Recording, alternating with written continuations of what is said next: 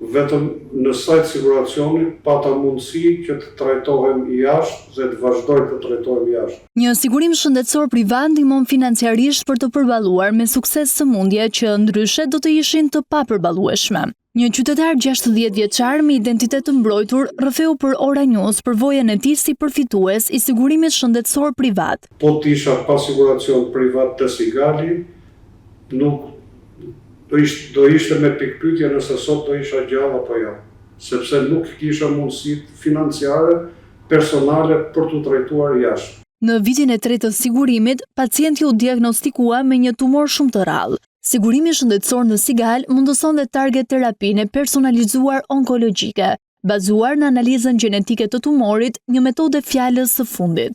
Ishte rreth 8.500–9.000 euro çdo 28 ditë, si pas skemës së re të imunoterapisë plus terapisë targetuar.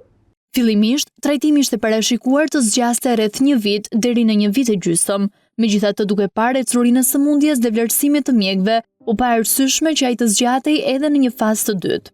Sigurimi financiar është dhe garanci për qetësinë familjare. Dhe dihet e sigurt që nga ana financiare vazhdoj të jem i mbuluar nga Sigali.